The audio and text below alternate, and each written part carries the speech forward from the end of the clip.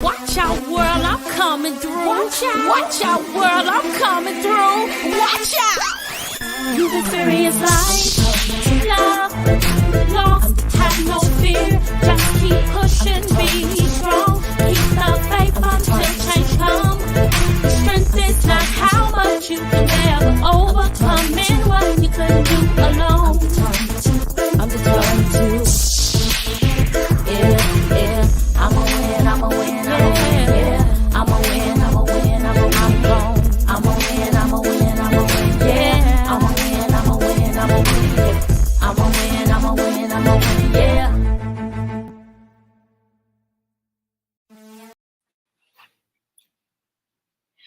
What's up, y'all? It is the first Monday in December. This is the last month of the year.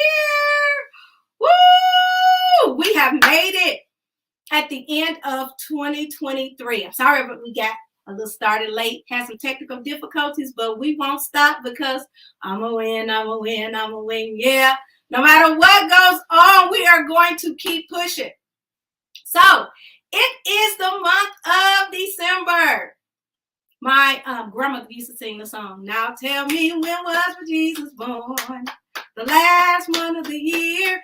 It is the last month of the year, and I am just so excited to be here with you. Thank you all for tuning in with me. It is experiencing the ABCs of experiencing life, love, and loss.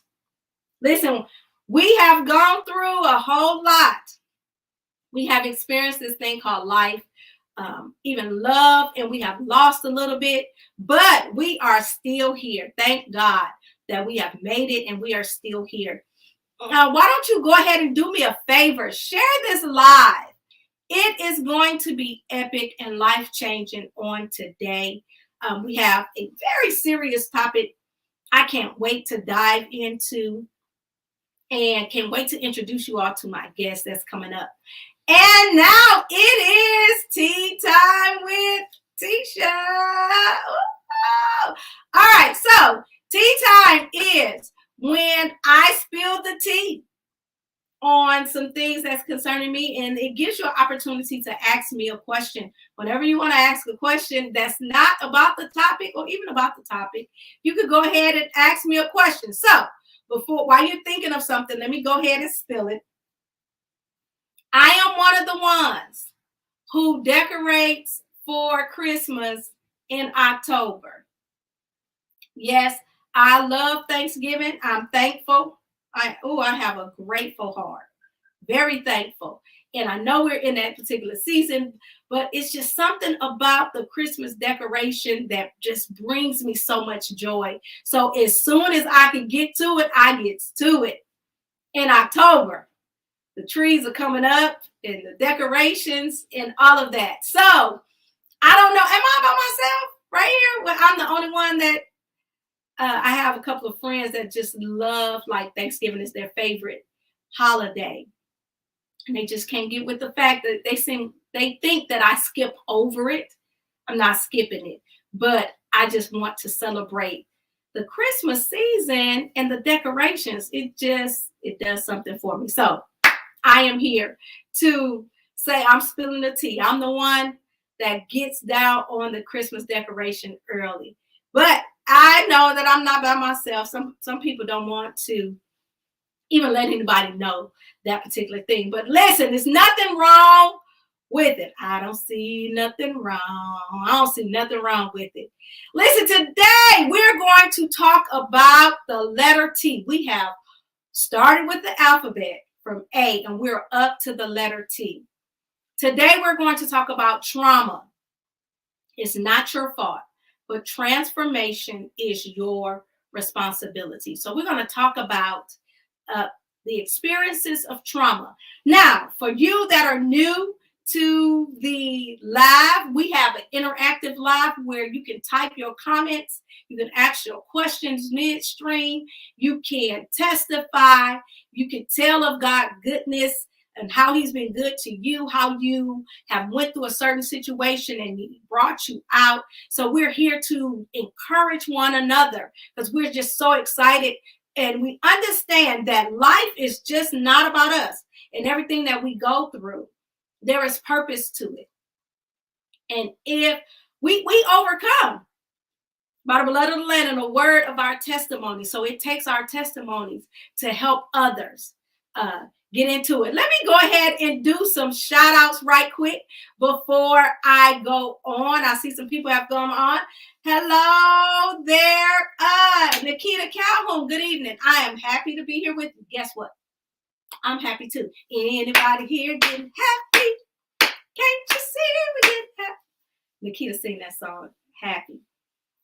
Why are you laughing? Hey, Jakira Harper, thank you so much for joining on. Glad to have you here. I don't know why you're laughing. Good evening and happy Monday to you, LaRonda Houston. Thank you so much for hanging out with us on First Monday. Pastor Flowers is in the house. Thank you, sir. Appreciate you for sharing your time with us. And you too, Sharonda Houston. We just appreciate you. Shout out to the good people. Oh, Letha Hall. Hello. Thank you so much for being here. I thank God for everything he's done for me. Look at that. Last end. Glory be to God. Thank you. Yes, we're so grateful. Hello, Carmelita Jones. Thank you so much for getting into it with us on today. We're going to get into a very serious topic. And I am so glad you're here. Hey, Tammy. Tammy getting married this month. I'm so happy for you. Congratulations for the marriage. Married people. Hey, Perlene Shaw. Thank you so much for being here. I appreciate you for hanging out with me on the first Monday of December. All right. Hey, good evening to you too, Sister Mary Johnson. All right, so we're going to be talking about trauma today. It's not your fault, but transformation is your responsibility. Now, before I get into it, you know I have to educate you all, give you some background knowledge of some research I've done. I've dug into it, right? And there are 3 different types of trauma that we can experience. And it's called acute trauma, chronic trauma, or complex. Now, let me tell you what they are. Acute trauma is a trauma that results from a single incident, like it happened one time and it leaves a big mark in your mind, on your body to help you, well, not help you, but cause you to remember it. And then it causes a emotional stress upon you that makes it traumatic. Now, it can be something like a car accident or something like that that makes it an acute trauma for you. Now, the next one is chronic trauma. Chronic trauma is repeated and prolonged, such as domestic violence or abuse. That is the most common, and that is the one we're going to dig deep into when we get to talking to our guest on today. And last is a complex trauma. That's when you're exposed to a varied and multiple traumatic events, like often of invasive and interpersonal nature. That means sometimes complex can be both chronic and acute put together. So it's events that can go on that makes it complex. Some of those things can be like divorce, even though sometimes people feel like divorce is like a one, incident, but because it's so prolonging, cause it to be a complex trauma. So we're going to dig into the complex trauma today as well, because complex trauma can expose you to like child abuse and domestic violence. And this is what I want to focus in on. What people really don't pay attention to is that sometimes repeated witnessing of violence and abuse can be traumatic for us. So not always does it have to happen directly to us, but watching and living through repeatedly of some type of violence or abuse can cause trauma that is lasting. Now, I'm not sure if any of these are something that you've experienced in your past, but what I am sure of is that you can overcome it. Now, for those of you that, you haven't been through anything, this show may not be for you, but for those of us who have lived through the traumas that's in our life, we're trying to just hold on. We're trying to just keep it together and not break down at any given moment. If I'm talking to you and you're not ashamed, type in the chat. I've been through it, but I survived it. If you have been through anything, but you're still here today, I dare you to type in the chat. We're not going to give a lot of attention to the trauma, but we want to give the attention to the fact that we are still here. If you can say, I survived. Do we have any survivors in the house? Remember, it does not have to happen to you directly, but if you have seen or witnessed any type of violence or abuse that have really caused you to have some traumatic experiences, and you are still here today and you're kicking and you're living, oh, you are a survivor. I'm a survivor. I survived it. I've been through it, but I made it, and I am so glad about it. All right, we're going to go ahead and get into our guest on today.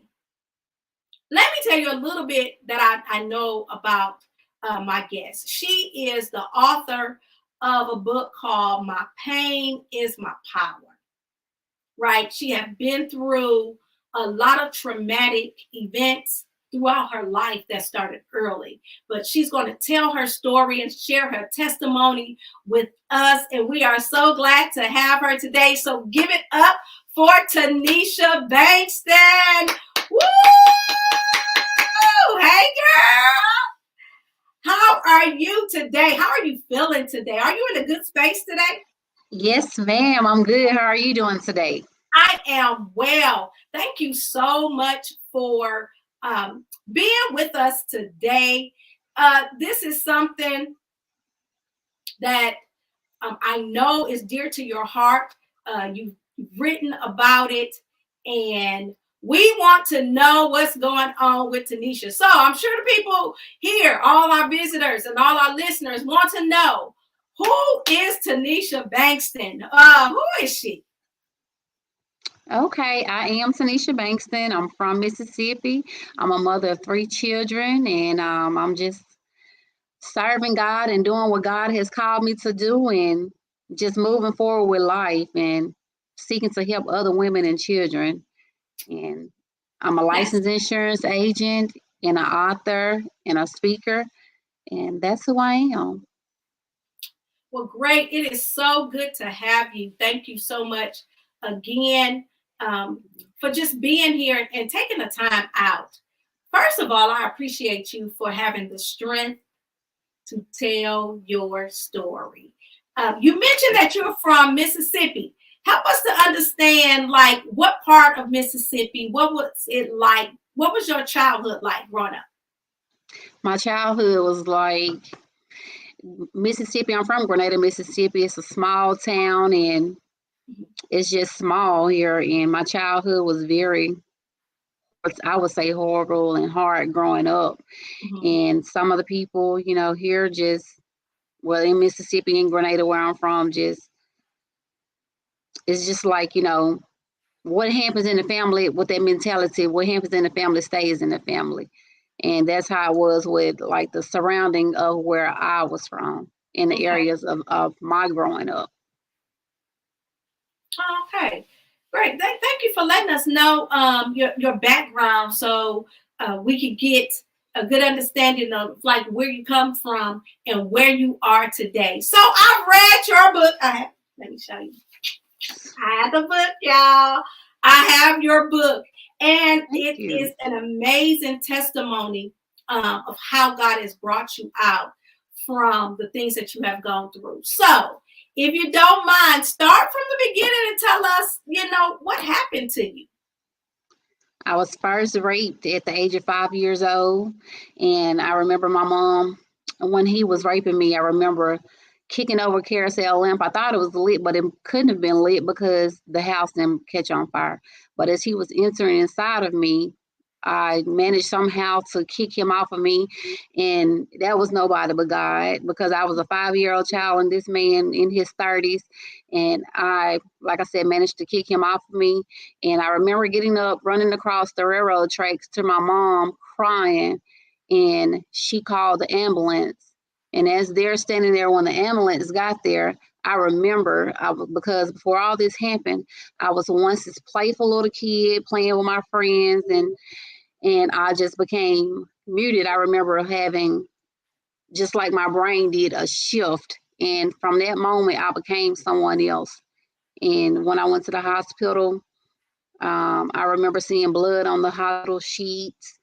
And the man was never locked up because he told them that he didn't do any of those things to me. And I knew he had done what he had done to me. Nothing was ever done. And I had to relearn how to walk again because he had stretched me open, damaged my legs, and I had to have the bracelets over my leg. I remember vividly looking out of this window, like on the Jetson, the show, the cartoon, and just looking out that window, having on that little gown, and just having my childhood stripped. I didn't know or understand what rape, molestation, or any of those things meant or was, because I was never taught those things. And so I didn't know what was what, but I just knew that something was wrong. It wasn't right. And like I said, I became someone else from that moment when he did what he did to me. You calling him he. Did you knew who he was at that particular time? Yes, he was a friend of the family. And so, yes, and he was a friend of the family. He would come around often. But just that one particular day when everybody, my grandmother and my aunt, they all went across the railroad tracks to my great-grandmother's house, and he was still there. He never left the house, and I was trying to go to sleep, and I finally ended up going to sleep, and I remember him standing in the corner looking at me, and I was just trying to fight my sleep. And I remember like it was yesterday, he has a scar on above one of his eyes. I can't remember which one. And so it's just, I'm able to see those things vividly, and I know what he did to me, and he knows who he is. Right. So you say you were mute. Describe what it was like to not be able to discuss what was happening to you.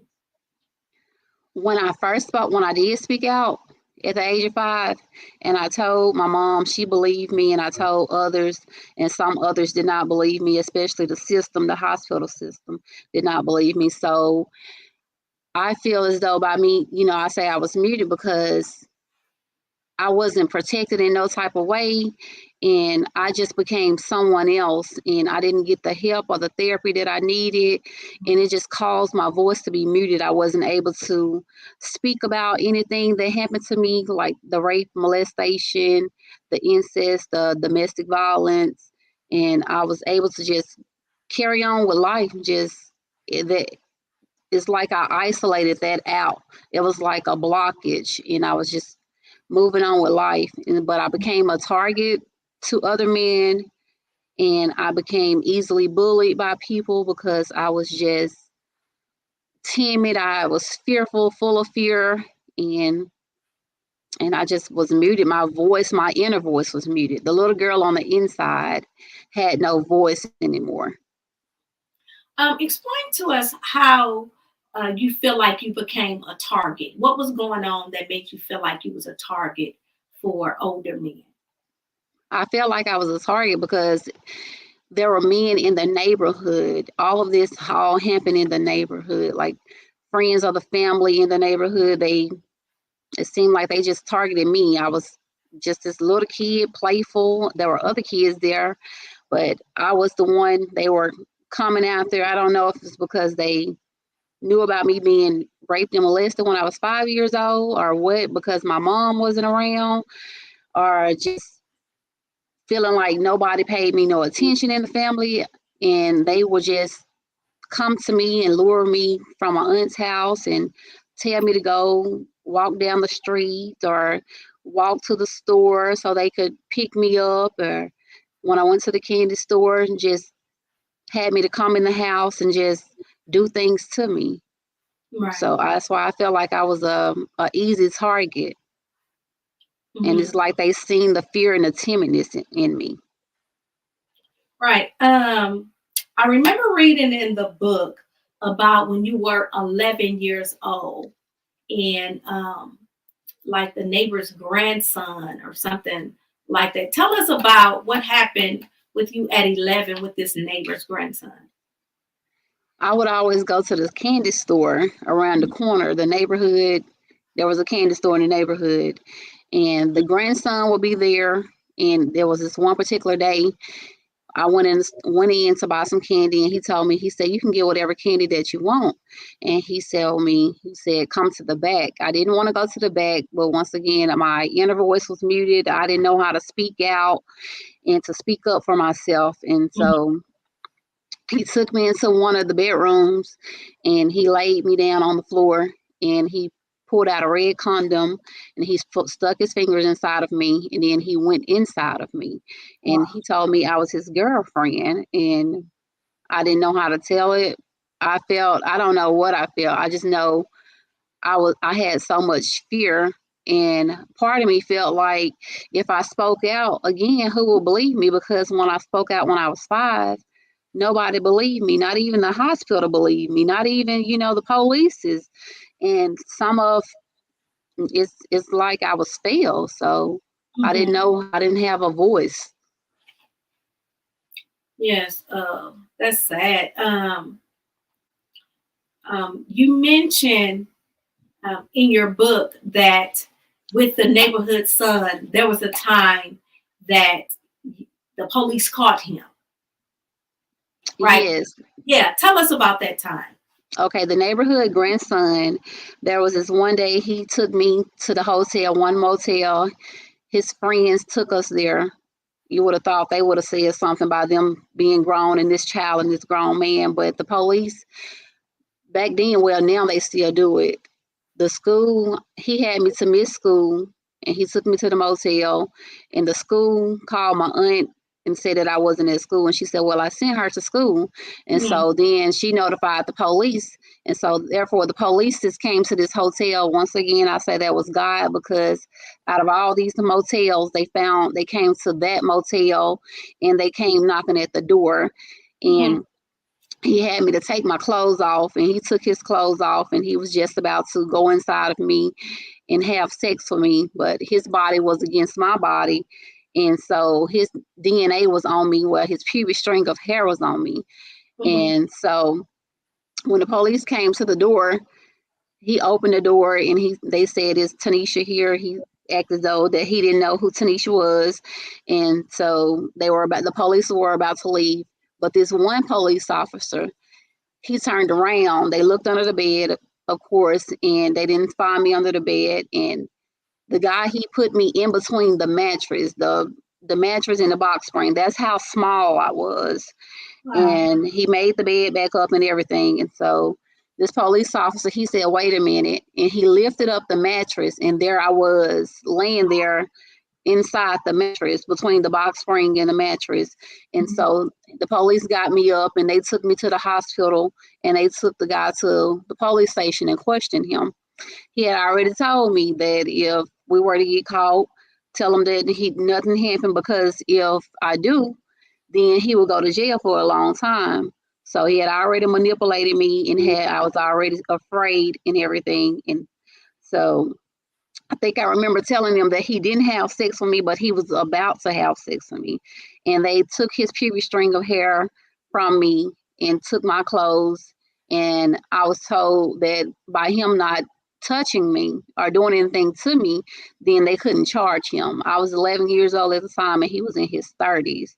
And you would have thought that would have stopped him from messing with me, but it didn't, because he just continued on, because he said I was his girlfriend when I was 11 years old. He used to write me letters and everything and telling me how I was his girlfriend. Wow. Yes. So are you able to tell us, like, what were you feeling at this particular time? Are you able to? I was feeling very disgusted. I was feeling nasty. That's like, those were my feelings. I would cry on the inside because I didn't know how to cry on the outside. I would always go home to my aunt's house because that's who I was living with. And I would look into the mirror and I would say, I would ask God, why is this happening to me? Why are these men doing these things to me? And it's almost like my feelings, they got suppressed. And so that's how I was able to just move on with life, I guess. But I did feel hurt from times, but then it became a norm to me. But it was like, this is what's going on. So is this normal? Is this what people are supposed to do? But it's like I knew it wasn't a normal, but from being, right, the rape and molestation starting from the age of 5, then continuing on from the age of 6 when I moved with my aunt, and then from the age of 9, then here 11, 13, then 14. And so I'm like, why is this happening? Like, why is this going on? Wow. So it never stopped after I moved with my aunt. It just continued on. I thought maybe, okay, DHS is taking me from my aunt, from my mom, and now I'm being placed with my aunt. Okay, I'm going to be protected. I'm going to be loved. But no, it's just continued on. So one of my male cousins started, molesting me. And it was just like a cycle. Wow. And I can imagine from feeling like nobody was there for you, not being able to say anything at that particular time. In researching and doing some researching about people who get in traumatic experiences from sexual abuse, what I've learned about is called Stockholm Syndrome. It's a psychological condition that occurs when a victim of abuse identifies and begin to attach themselves and bond with their perpetrator. They think there's something positive. Have you heard of this syndrome before? I have. When I've been doing studying and researching myself, I actually seen that. Yes. Could you relate to it, or you don't feel like it was something that you were doing at the time? I don't feel like it was something that I was doing at the time. Honestly, I really don't know. It's just like my mind, my body was there, but my mind was somewhere else. Like I said, it was such a norm to me, and it was just horrible. Yeah. So when you were going through these things, how did your childhood trauma, how did it affect your relationships, like with your family, or your friends? Everything just like y'all still had family gatherings and no one said anything? We still had family gatherings, but I always felt some type of way. I always felt like I didn't belong in my family. I always felt like the black sheep. Me and my friends, we would still play from time to time when, I wasn't being lured by a grown man. But yes, I just felt like I didn't belong there with my family, because I just felt like some of them knew. I felt like some of them knew what was going on, and I just didn't belong there. That's how I felt. But I had nobody else to talk to. I didn't have anywhere else to go. So it's almost like I had to just fake it to make it and be there. And like I said, I really didn't. I talked to my friends sometimes, but I never talked about the things that happened to me because I didn't know how to talk about them. So what gave you your voice back? So why are you able to talk about it today? What was I'm the able. I'm sorry. what was the change that made What you was the talk? change? I became suicidal back in 2000. Back in no, it was like in 2019. I started having like suicidal thoughts, suicidal ideations. I never attempted suicide, but I started having like suicidal thoughts, and I knew. I said I have 3 kids, 3 children. I want to live for my children, and I want to live for myself. So I started reaching out to support groups, private groups, and I shared a little bit of my story with someone and with other people in a group. And so somebody asked me if I would like to speak on this podcast, this radio talk show. And so I spoke on there July 3rd. It was July 3rd, 2020. And it's like when I spoke on that show, it's like all the heaviness just came off. So that's when I rediscovered my inner voice, July 3rd, 2020. And when people were telling me that, it's not your fault. What happened to you was not your fault, because I always felt like it was my fault. And so ever since then, July 3rd, 2020, I said that I wouldn't let anybody else mute me or hush me. And so I haven't, but I almost did remute when I started getting backlash from some of the friends of the family when they were saying that I'm lying, it's my fault, I asked for it, or they seen me get out of the car with, one of the men and things like that. And I was like, you know what, this is too much. I didn't understand. I didn't know that you would get backlash from sharing your story, your truth, and speaking your truth. Right. And I was told, don't let anybody mute you, speak your truth. And Right. so since July 3rd, I haven't been quiet. I've just been moving forward and sharing and praying to help others through sharing. Okay. So I'm gonna stop and do one thing right quick. I want to let you know what some of our listeners are saying, to let you know that we are supporting you. Mary Johnson say, my prayers are with you for being a survivor. And Eloise Harrison say, may God continue to cover you. So we are, praying with you, going through some things with you, to say thank you for being a survivor and then doing this thing with us and telling us your story. One more question. There's something that when I was reading in the book, you said constantly throughout the book, the system failed me. They didn't protect me. Explain to us what that means.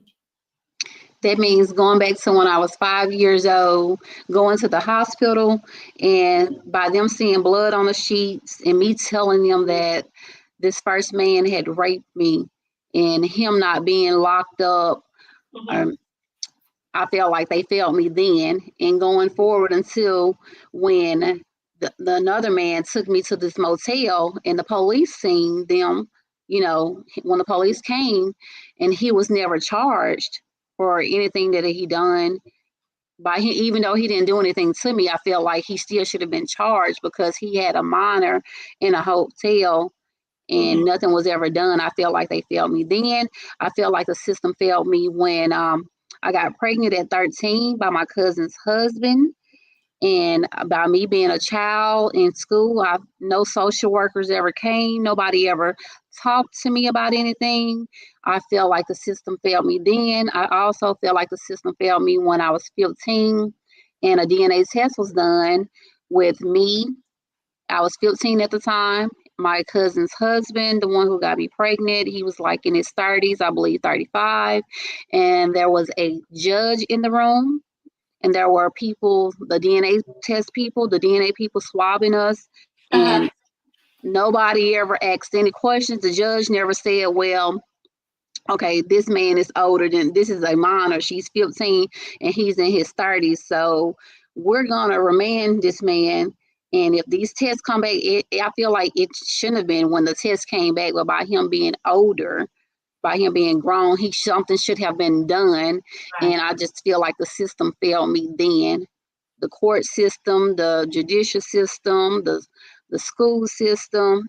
I just feel like I was failed overall, and even by some of my family members, I felt failed. Yes, yes, yes. Wow.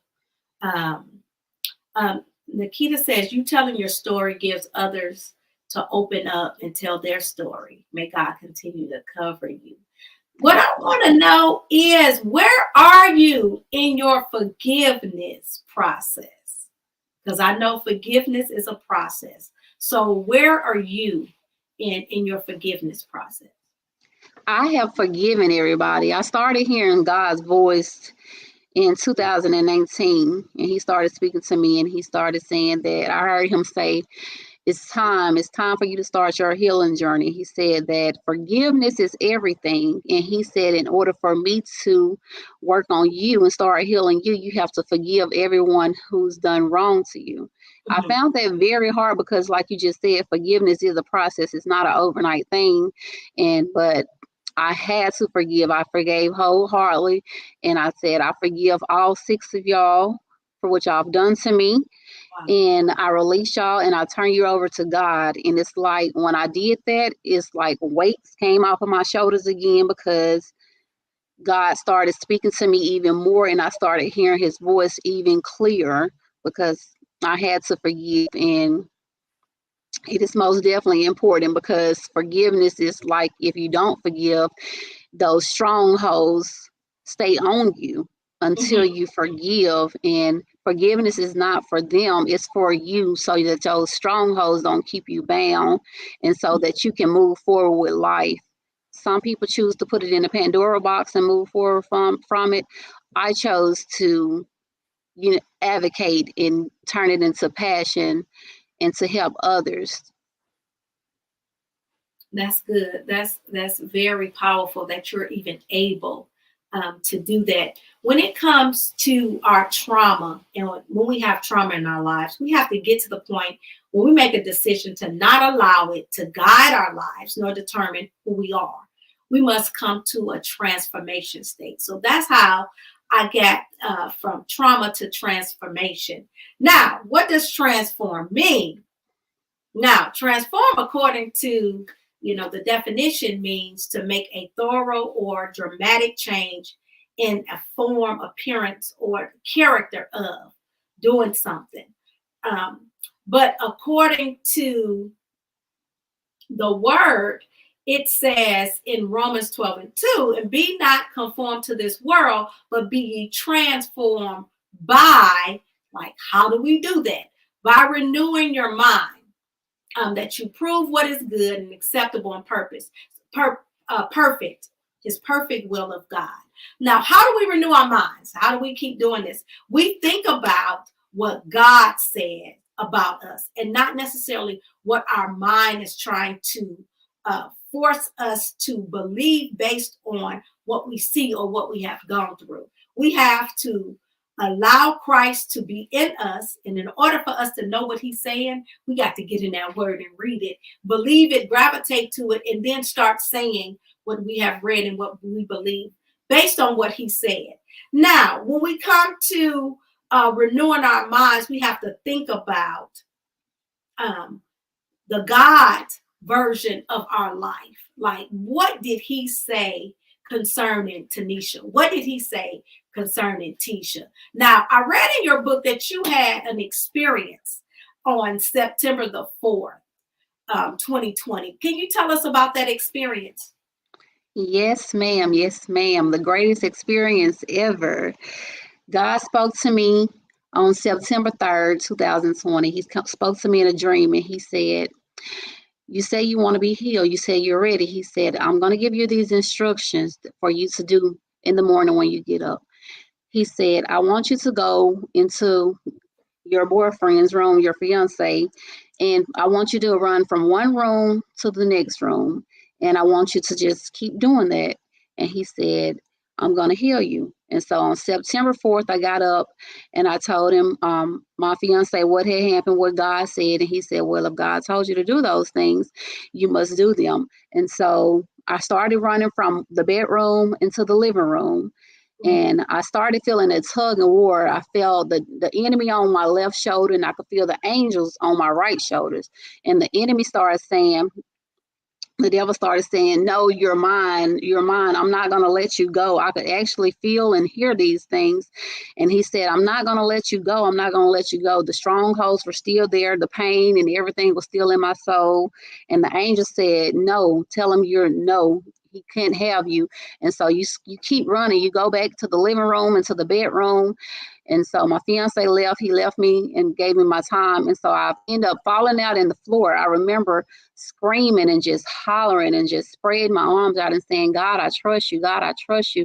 And it's like when I fell on the floor, all the chains and the shackles just came off of me. The heaviness, the hole in my soul, just it was healed, and my body, just the pain and everything left.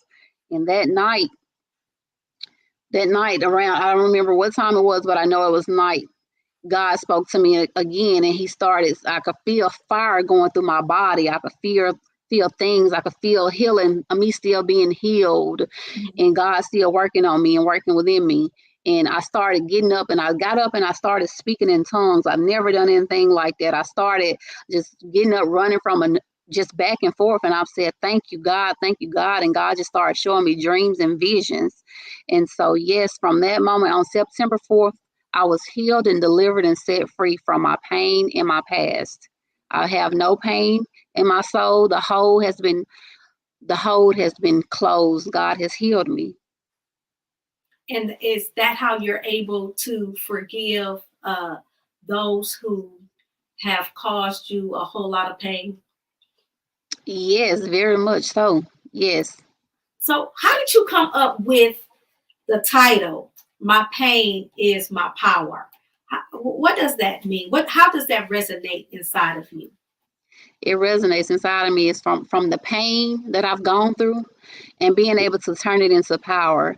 One of my friends, a friend from one of my church members, we were talking on the phone, and I was looking for a title to come up with for my book. And she said, well, how about, okay, you've gone through so much pain in the beginning, and look at you now, there's power, and look at how God is going to use you. How about my pain is my power? And I said, yes, that is just right. So I give her credit because she's the one who's helped me come up with the title. And I couldn't have done it by myself. And my soul, my pain is my power. So I look at it as my pain, and the is symbol, put that as equal, and then my power. And so my pain is my power. Wow, that's great. That's amazing. So, people, I cannot leave without giving you some strategies. This one is really, really quick. I only have 2 strategies for you today to help us to get from transforming to healing. So how we get to transform to healing. First of all, number 1, we've already talked about it. You have to forgive, right?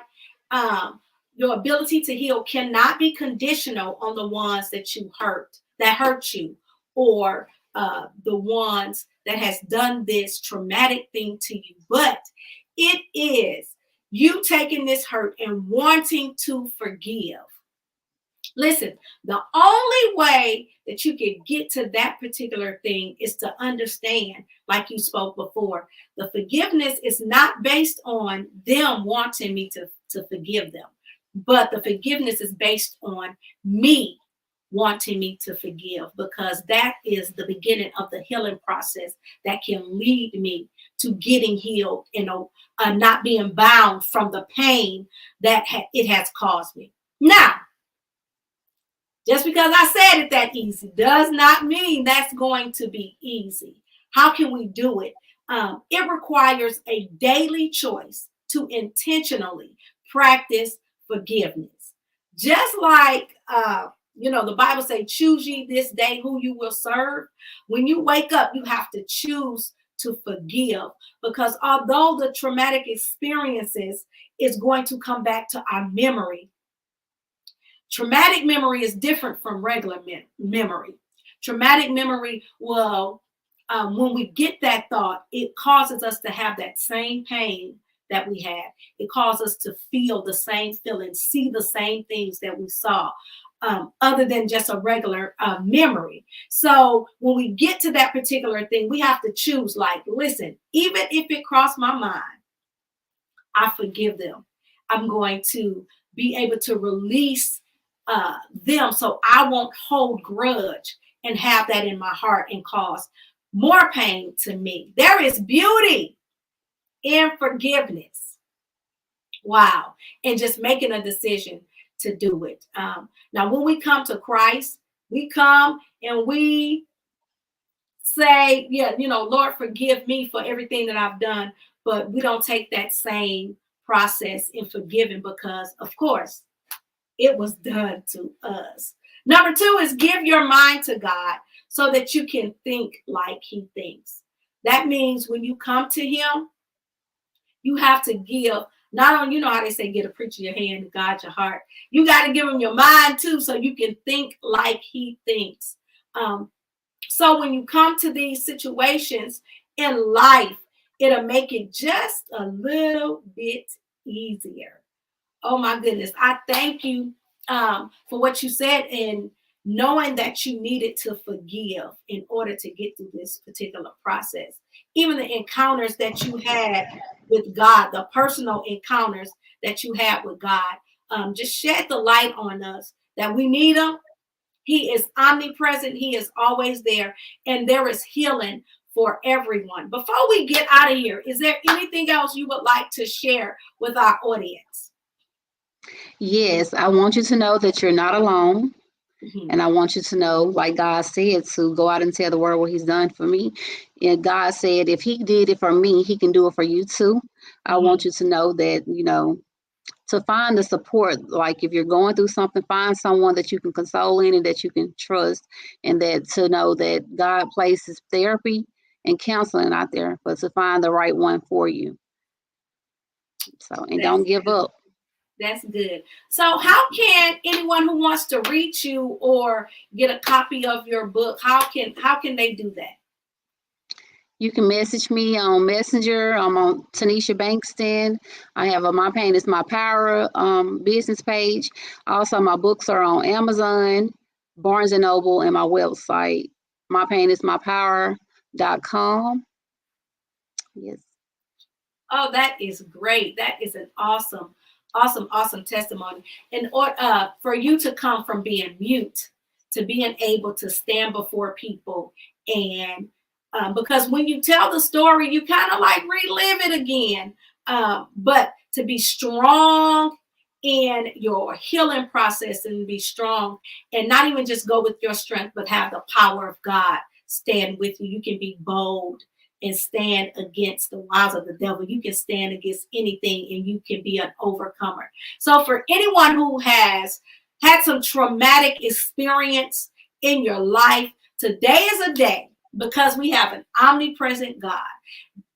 He can do the same thing for you that he did for Tanisha. He can forgive and allow you to forgive the ones who hurt you, and then get you to that healing process where you can continue to live life, right? And not allow your past to control your thoughts and your mind and even your future.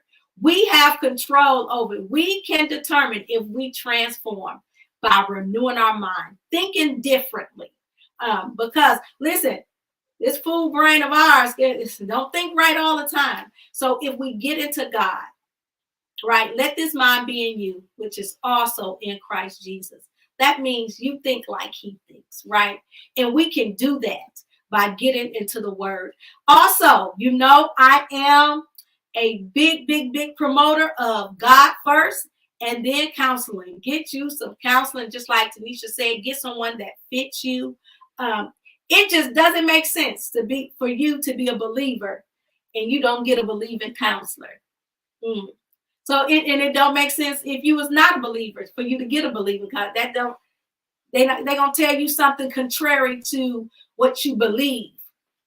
Get someone that believes the same and with you that can go and want the same things for you and try to get to your healing. So I want to thank you all for being with us on tonight. We had an amazing, amazing guest. Thank you. Tanisha, thank you so much. You know, I continue to say thank you for just telling your story. You would be surprised of how many people wish that they could say something about what they've gone through, who is living in silence, what you call mute to your situation. Not necessarily that you won't talk, but you can't talk about a certain thing. And we have triggers that allows us to, when we see something, it takes us back to that particular place. But there is a God that can fight those triggers as well. And his name is Jehovah. Yes, it is. So we want to say thank you to all of you for coming with us on First Monday. This is the last Monday, first Monday of the year. Woo, we are going into 2024 with a bang. We have great expectations in what God is going to do in our lives. Thank you to all of those that are commenting. Thanks for your sharing your story. Look, Tanisha, they are excited and they appreciate you. Thank y'all. Just telling your story. Listen, and I believe that you are pushing people to their healing. Even if they have gone over one hurdle, you know, sometimes you just need somebody to just push you and say, yes, you can do it. And if he did it for Tanisha, girl, he can do it for you. If you can write a book, girl, give me one of these books, girl. Tanisha can write a book, baby. Coming to Amazon and Barnes and Noble soon. You're gonna see, it's just gonna be like Tisha. It's coming.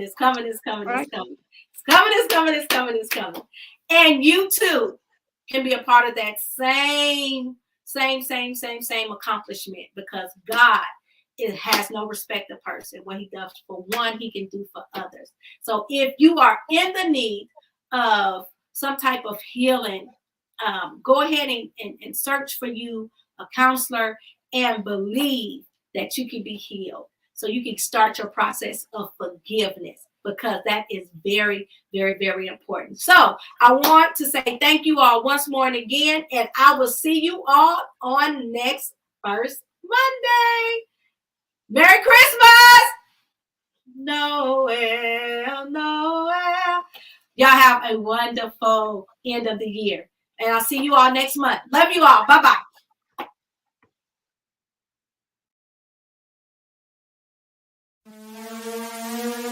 Watch out, world, I'm coming through. Watch out, world, I'm coming through. Watch out! You've experienced life, love, lost,